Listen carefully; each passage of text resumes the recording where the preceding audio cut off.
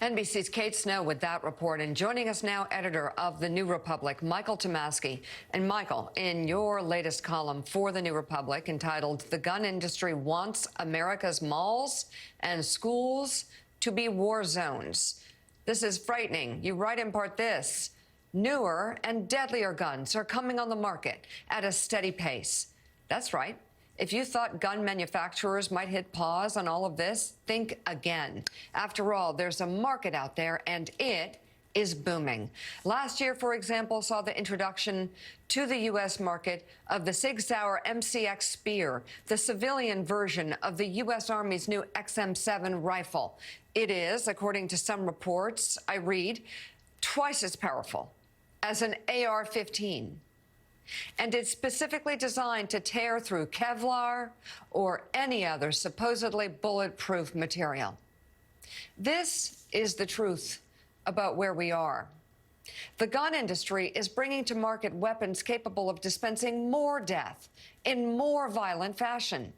Republican members of Congress say it's in God's hands, not theirs, and malls and schools are war zones. There's only one logical conclusion to be drawn from all of this. This is the America gun manufacturers, the NRA, and right-wing politicians want. A country where we know that any trip to the mall involves a certain rolling of the dice. After all, that's freedom. So, Michael, in many ways, you see also a surge in gun sales after a mass shooting. I mean, This is backed up by a lot of different things. It's not even just that the guns are getting more dangerous and more violent, but I think a lot of people didn't know that they're actually making more, but there's a demand for them. And Joe and I even saw that out talking to folks while we were traveling after a recent school shooting. And we heard from parents who think they need to arm. They need more guns to solve this problem.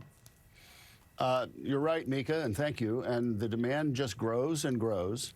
The weapons get deadlier and deadlier.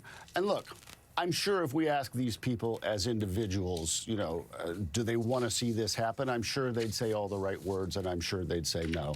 And they're saddened by this. But that's not the right thing for us to judge. Let's judge their actions. Let's look at what they do. You have a gun industry that keeps making more and more lethal weapons to satiate this, as I said, booming market. You have Republican politicians who say there's nothing we can or should do about this. This is freedom.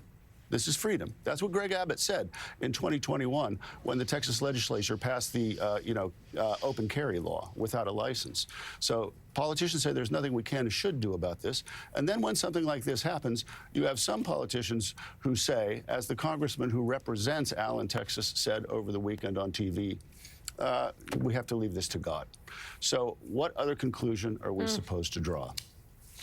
Michael, drawing from your conclusion in your column that there is certainly the financial benefit windfall for the gun industry, gun manufacturers, and being that you say the Republicans, and you are correct in that, don't want to move forward, is it not the only way we can get a handle on this is by making hard laws that are enforced, and therefore this becomes a way for enlightened Democrats on this issue to really drive this as a campaign issue on why they need to take the House and the Senate and the White House. I mean, isn't the politics of this possible to be the only way to offset these almost every other day mass shootings if they can communicate this to the public, that this is the only way we're going to stop this, is to change the laws and therefore the lawmakers? It's a great question, Al, and yes, this should be a big theme of the 2024 campaign from Biden and from all Democrats. And I've written before, with respect to the gun issue and other issues, I think the Democrats need to run a much more unified campaign. They need to try to explain to people, look, if you make Joe Biden president, fine, but if you put Republicans in charge of one or the other houses of Congress, nothing is going to happen. You want results on guns? American voters, you want something done about this, you're going to have to give the Democrats the run of the House, so to speak, and that's the only way anything's going to change here. So, Michael, you mentioned Republican Congressman Keith Self, who represents area around Allen, Texas, and he's facing criticism for comments he made pushing back against those who say that more than prayer is needed to combat gun violence. Let's all take a look. But many people argue that prayers aren't cutting it. Prayers are not preventing the next mass shooting. What is your response to that criticism? Well, those are people that don't believe in an almighty God who is absolutely in control of our lives. I'm a Christian. I believe that he is. We have people, though, with mental health that we're not taking care of. Seems to me that God's will doesn't include a little girl being blown apart by an AR-15. But, Michael, it is a revealing comment from the congressman.